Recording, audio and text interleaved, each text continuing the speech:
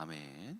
이렇게 오늘 디모데의 모든 말씀이 이제 오늘 말씀을 통하여서 마무리가 됩니다. 이제 바울의 마지막 서신이었죠. 그래서 오늘 말씀을 보시면은 이 디모데에게 향하는 어떤 마지막 부탁과 부탁의 인사, 부탁의 말과 또 많은 이제 자신과 함께 동역했던 우리 형제들을 이제 문안하는 말로 마무리가 되고 있습니다. 그래서 본문의 말씀을 잠깐 보시면 9절에 속히 오라라고 이렇게 재촉을 합니다. 왜냐하면 바울이 이때 어떤 사형 집행으로 인해서 떠난 날이 얼마 남지 않았던 걸로 보여요. 그리고 이제 여러 사람들을 소개하면서 이제 주변 사역자들의 근황을 이렇게 이야기를 하는데, 데마라는 사람은 이제 함께 사역을 했다가 디모데 전서 1장 20절이었다. 그때 보면 데마가 함께 했었던 걸로 보여요. 근데 그 이후에 데마가 자신을 이제 배반했던 걸로 보입니다. 그래서 세상을 사랑하여서 그만두었고, 또 디도는 바울이 개척했던 이제 달마디아라는 곳에 갔고, 그리고 11절에 누가가 누가복음과 사도행전의 저자인 그 누가를 이야기하는 거예요. 누가에 대하여서. 그리고 누가는 지금까지 함께 하고 있고, 특히 이제 바울이 옥중 서신을 썼을 때 대필자가 누가였죠. 그래서 이제 누가와 함께 하면서 바울의 말을 누가가 이제 적어서 편지로 보낸 거예요. 그래서 대필자가 누가입니다. 그리고 마가도 데리고 오라고 하는데, 마가가 사실 바울과 이제 갈등이 한번 있었어요. 1차 전도행을 같이 바나바랑 갔다가 중간에 도망갔습니다. 마가가 도망갔다가 이제 그 이후에 2차 전도여행 때 다시 회복해서 같이 가기로 원했는데, 바울이 한번 도망갔던 사람 같이 할 수 없다 해가지고 바나바랑 한번 크게 싸웁니다. 싸워서 바나바랑 마가랑 가고 전도여행을 바울과 실라가 그렇게 이렇게 가요. 그래서 그렇게 갈라져요. 근데 그 이후에 마가가 성장을 했는지 이제 로마 복음 전파하는 그 일에 있어서 필요한 일꾼이라고 여겨져서 그도 함께 데려와라, 이렇게 이야기를 하고 있는 것입니다. 그리고 12절에 이제 두기고, 충실한 동역자였죠. 이 두기고는 이제 에베소 사역을 하고 있고, 그리고 13절에 드로아 가보 집에 둔 자신의 겉옷과 가죽 종이에 쓴 것을 가져오라고 이야기를 하는데, 아마 이제 자기의 옷을 두고 또 어떤 가죽 종이에 뭔가를 썼다라는 게 좀 되게 중요한 문서거든요. 네, 그것을 두고 왔다라는 것이 아마 그 당시 바울이 이제 드로아 가보 집에서 갑작스럽게 잡혀간 게 아닌가라는 그런 추측과, 그리고 그곳을 자기 개인의 어떤 거주지로 여겼기 때문에 그곳에서 옷과 어떤 중요한 것들을 두고 다녔던 것인가를 이제 추측을 하고 있는데, 이제 어쨌든 그곳에 있는 겨울이 다가오고 있으니 겉옷과 또 가죽 종이에 쓴 것은 아마 성경으로 보여집니다. 그래서 아마 구약 성경이 아닐까, 성경을 가지고 오기를 이제 부탁을 하고 있어요. 그리고 14절에 구리 세공업자 알렉산더를 조심하라고 이야기를 하는데, 이 알렉산더를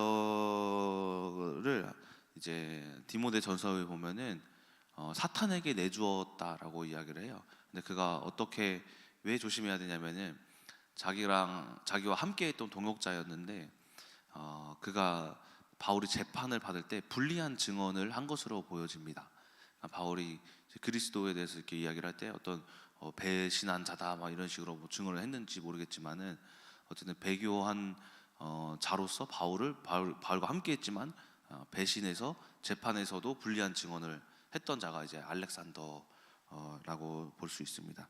그래서 자신의 편이 하나도 없었고, 하지만은 하나님이 이제 16절에서 그가 나를 버렸으나 그 허물을 또 이렇게 돌리지 않기를 원한다 하면서, 그리고 또 용서하는 것으로 보이고, 또 17절에는 주님이 내 곁에 힘을 주셔서 이방인들에게 복음을 전파하게 되었다라고 하는데, 아마 알렉산더가 증언했던 재판이 이제 바울이 처음에 감옥에 들어갈 때 그때 재판을 했는데, 아마 그 재판에 있어서 바울이 이겼던 것으로 보여요.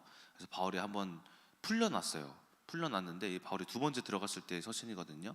로마 감옥에 풀려났을 때의 그 사건을 17절에 말씀을 드린 것 같아요. 주께서 내 곁에 서서 나에게 힘 주심은 나로 말미암아 선포된 말씀이 온전히 전파되어 모든 이방인이 듣게 하려 하심이라. 그래서 내가 사자의 입에서 건짐을 받았었다라고 그 1차 처음에 감옥에 갔을 때 사건을 결국에는 알렉산더가 그래 배반했지만 하나님의 은혜로 나와서 로마에서 어느 정도 이방인에게 복음이 전파되었음을 이야기를 하는 것으로 보여집니다. 그래서 이제 18절에 이제 모든 악한 일에서 건져내서 하나님께 이제 영광 돌리고 세세 무궁토록 영광을 받을지어다 하고 마무리가 되면서 그 이후에 이제 브리스길라 아굴라 부부가 등장을 하는데, 이 브리스길라 아굴라 부부는 원래 로마 사람인데 로마에 글라우디스라는 왕이 통치할 때 그때 이제 유대인들을 다 이렇게 내쫓았어요. 로마 안에서 하도 싸우니까 예수가 오느냐 안 오느냐 해서 걔들 맨날 이제 테필린 유대인 교육 해가지고 토론하잖아요. 만나면 그냥 여기서 토론을 막 하는 거예요. 그래서 싸우기도 하고, 그래서 로마 황제가 다 내쫓았는데 그때 쫓겨난 사람들 중에 브리스길라와 아굴라 부부가 있었거든요. 그래서 고린도에서 나중에 만나잖아요, 바울이. 그러다가 나중에 그 정권이 끝나고 바뀌면서 다시 들어가요. 브리스길라가 아굴라 부부가 들어가면서 로마에 머무는데, 그때 이제 디모데에게 너가 오면서 거기에 문안하라고 이렇게 이제 일러주는 걸로 보입니다. 그리고 그 외에도 이게 많은 사람들이 등장을 하죠. 한 명 한 명 다 설명을 드릴 수가 없고, 그래서 오네시모, 에라스도, 드로비보 등등등 바울이 지금까지 사역하는 데 있어서 만났던 사람들에 대해서 언급을 하면서 이제 오늘 말씀이 마무리가 됩니다.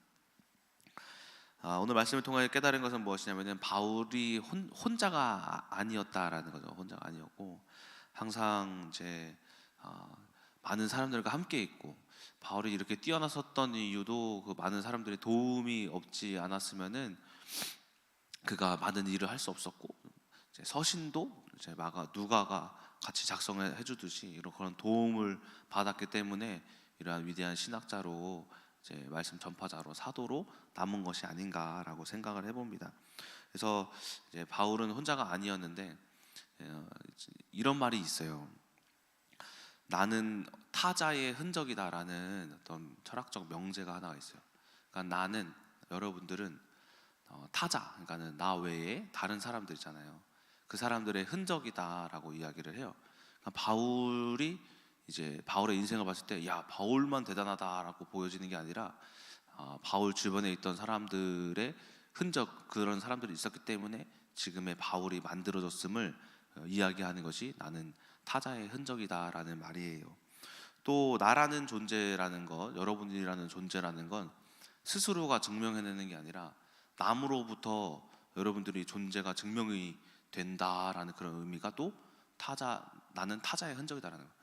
예를 들어서 제 이름이 이동진이잖아요, 그렇죠? 이동진.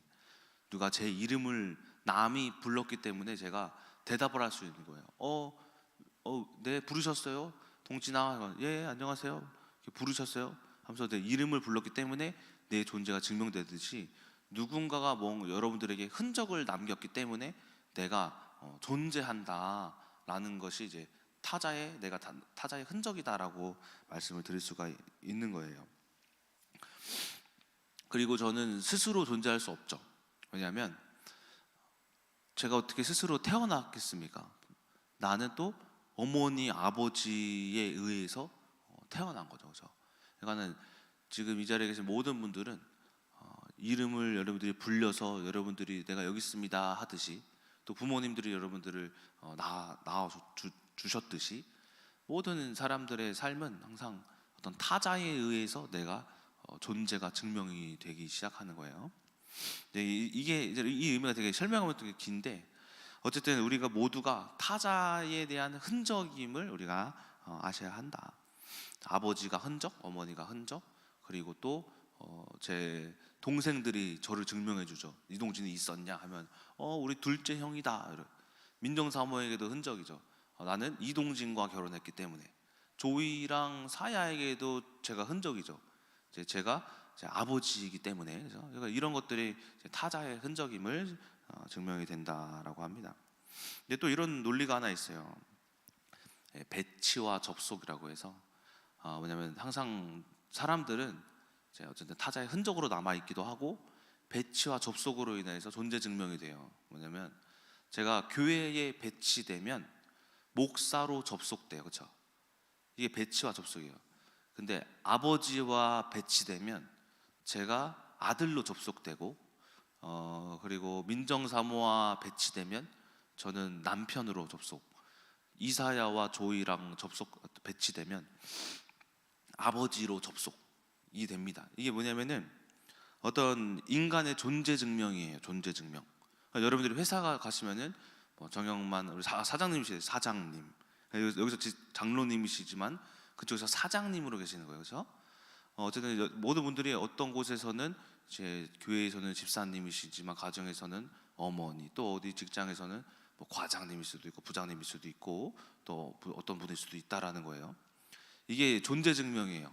나의 흔적으로 인한 존재 증명, 그리고 나의 배치와 접속에 의한 존재 증명을 이제 인간의 존재 증명이라고 합니다. 그래서 모든 인간들은 이 두 가지를 빼놓을 수가 없어요.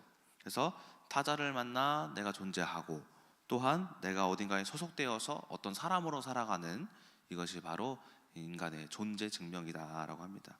근데 바울은 그 존재 증명이 달랐다라고 말씀드릴 수가 있어요. 많은 사람들을 만났고 바울이 어디에서는 누구로 있었겠지만 바울은 그 존재 증명 자체가 달랐다라는 거예요.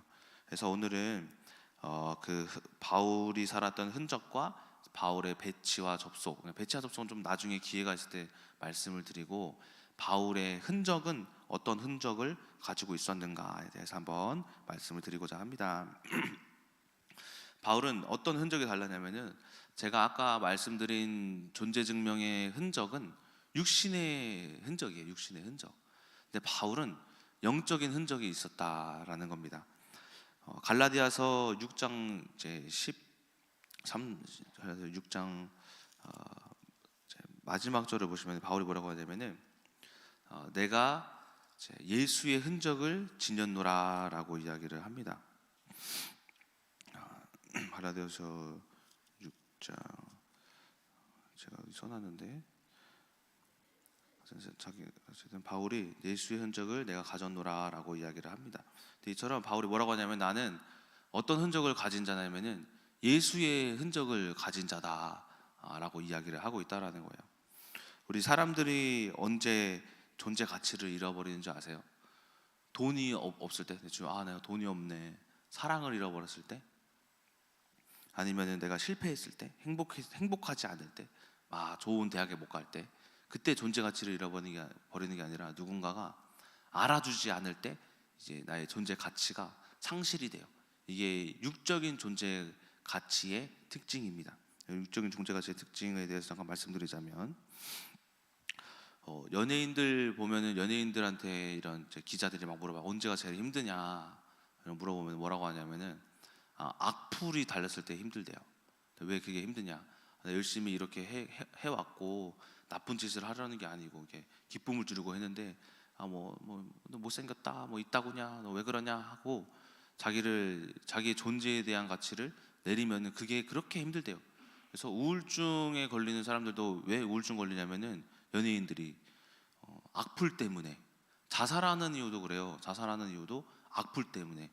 그러니까 자기의 존재 가치의 증명이 되어지지 않으니까 그렇게 연예인들이 시달리는 거예요.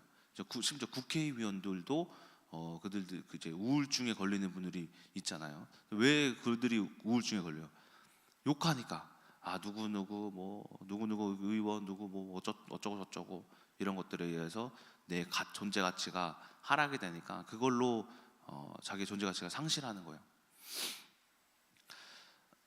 근데 우리나라가 이제 또 자살률 1등이잖아요. 근데 자살률 1등인데 자살하는 연령대가 제일 높은 게 어떤 연령대냐면 80대, 10대부터 80대를 다 조사하면은 80대가 제일 많아요.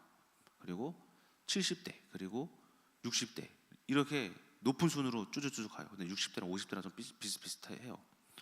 그리고 어떤 성별 중에서도 남자가 여자보다 2배가량 높아요, 자살률이.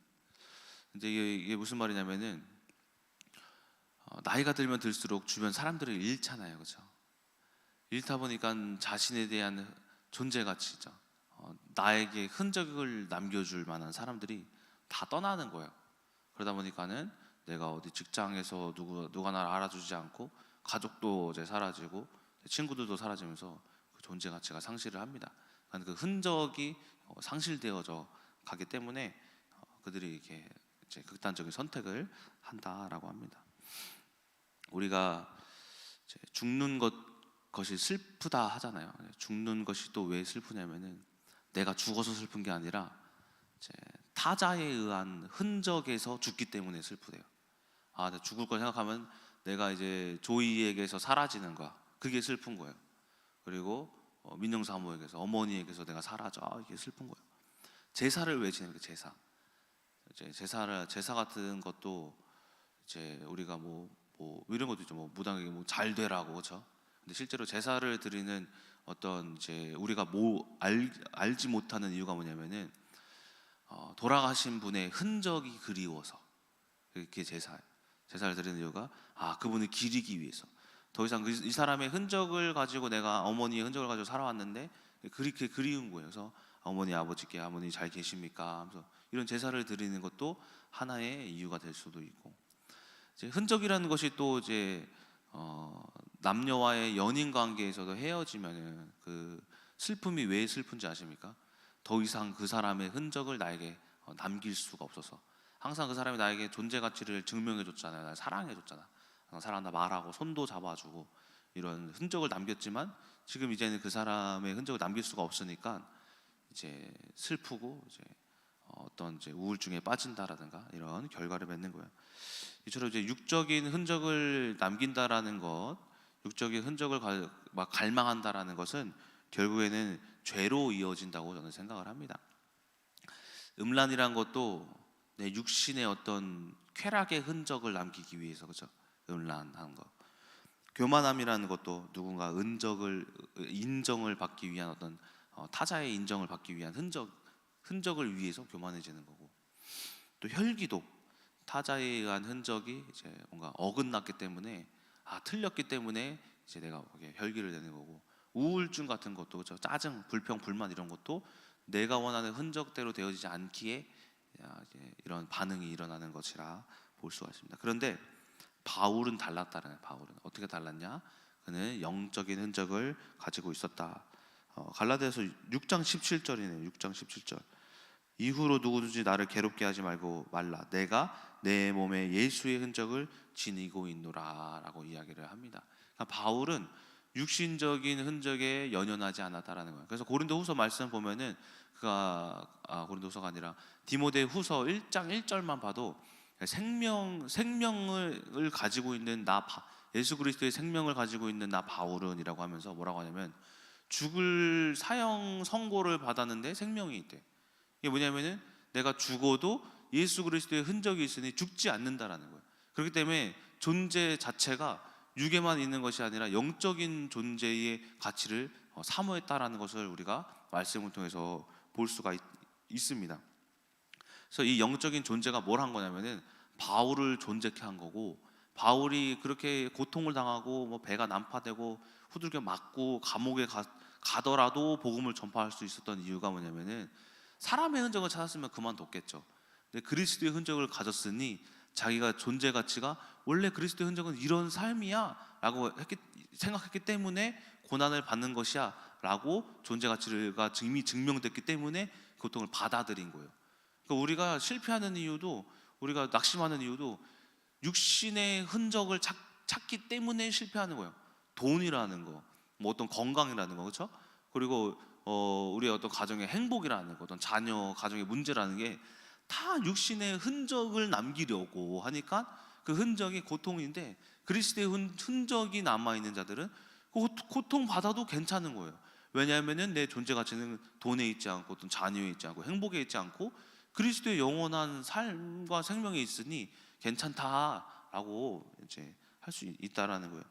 그래서 그가 아무리 많은 사람을 만나도 사형 선고를 당하더라도 하나님의 말씀을 적고 디모데에게 서신을 보낼 수 있었던 이유가, 낙심했으면 어느 죽을 준비를 했겠지. 뭔가 내가 먹고 싶은 거 다 먹고 하고 싶은 거 다 하려고 했겠죠. 하지만은 끝까지 말씀을 전하고자 했던 이 바울은 분명한 존재 가치가 그리스도에게 있었다, 그리스도의 흔적이 있었다라는 겁니다. 이처럼 우리의 삶을 여기서 묵상해 볼 필요가 있다라는 거예요. 우리가 계속해서 넘어지는 이유가 뭐냐, 실패했다라고 생각하는 이유가 뭐냐, 바로 이제 육신의 흔적을 따라가기 때문에 내가 이런 삶에서 고통을 느끼는 것이 아닌가. 또 육신적인 타자의 흔적을 찾기 때문에 내가 넘어지는 것이 아닌가를 한번 스스로 점검해 보아야 한다라는 거예요. 그래서 우리는 이제 육적인 흔적을 버리고 영적인 흔적, 그러니까 예수 그리스도가 부활하신 흔적이 바로 여러분들의 영적인 흔적이에요. 육적인 흔적과 영적인 흔적의 차이가 뭐냐면 불멸성이에요. 불멸성. 내가 여러분들에게 이제 정현만 장로님에게 위로를 받고 싶어. 왔다가 정현 장로님이 어느 날 떠나셨어. 그러면 그리운 거야. 근데 이 인간의 흔적은 영원하지 않다라는 거죠. 근데 여러분들 마음 가운데 계신 성령님의 흔적은 영원한 거예요. 그래서 누군가 떠나더라도 내 안에 남아 있는 거야.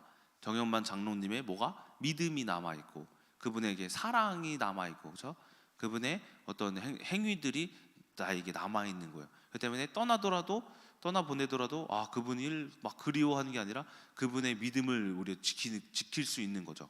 이제 그리스도의 흔적을 가진 자들은 어떤 사람이 떠나든 문제가 있든 이처럼 영원성의 차이가 있다라고 말씀을 드릴 수가 있습니다.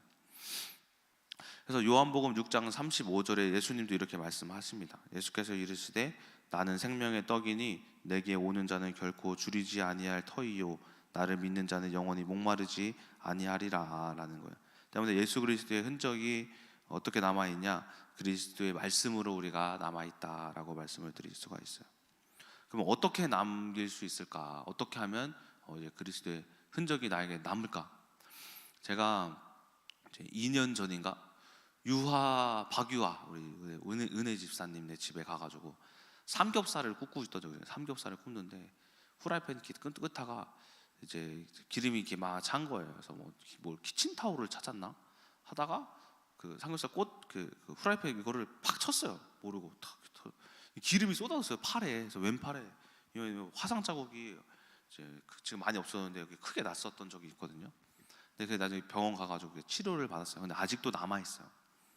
그러니까 이게 뭐냐면은 흔적이죠. 상처의 흔적이죠.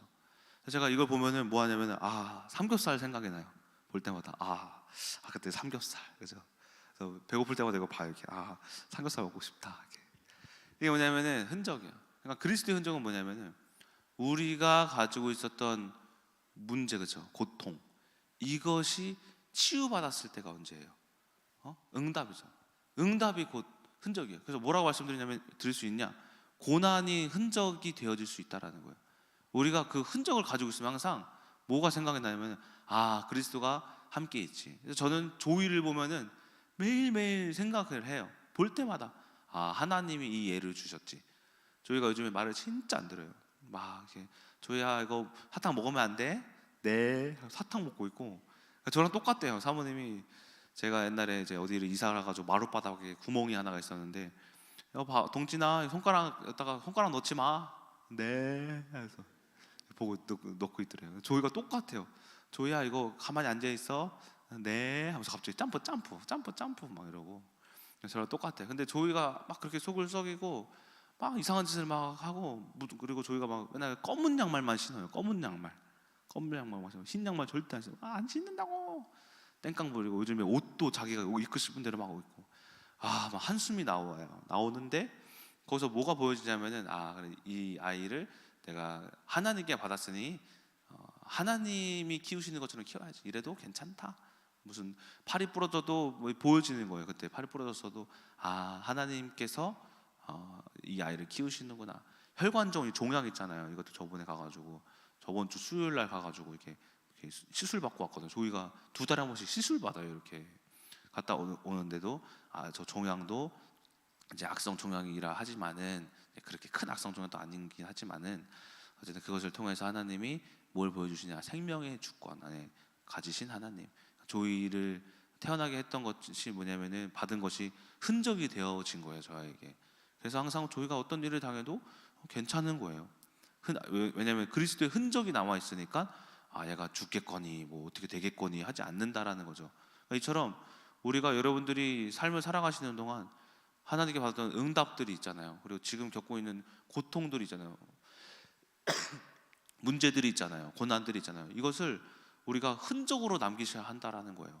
그 흔적으로 남길 때 여러분들이 뭘 사모하게 되냐면 점차 영원한 그리스도의 흔적, 영원한 영적인 흔적을 여러분들이 사모하실 때 그때 여러분들에게 이제 응답으로서 하나님이 계속해서 흔적을 남기시는 거예요. 그래서 흔적이 많으면 많은 사람일수록 어떤 큰 고난이 오더라도 결코 넘어지지 않는 거예요. 이것이 바로 흔적의 결과입니다. 그래서 어떻게 여러분들이 흔적을 남기셔야 합니까? 응답 받으셔야 돼요. 그 흔적이 고통이 하나님이 역사하시는 사건이 되게 해주십시오라고 하나님을 드러내는 것이 여러분들이 흔적을 남기고 그 상처를 치유받는 방법이다라는 거예요. 자, 결국에 결론입니다. 결국에는 우리가 이제 이 철학적 명제가 바뀌어야 한다. 이제 우리 타자는 나의 흔적이 아니라 그리스도가 나의 흔적이다라고 여러분들의 삶의 명제를 바꾸시기 바랍니다. 성경의 많은 인물들이 이 하나님의 말씀, 음성이라는 것으로 그 흔적으로 승리했던 것들이 많이 보여지죠. 아브라함도 창세기 12장의 말씀이 그 흔적이었어요. 요셉도 그 꿈이 흔적, 그렇죠?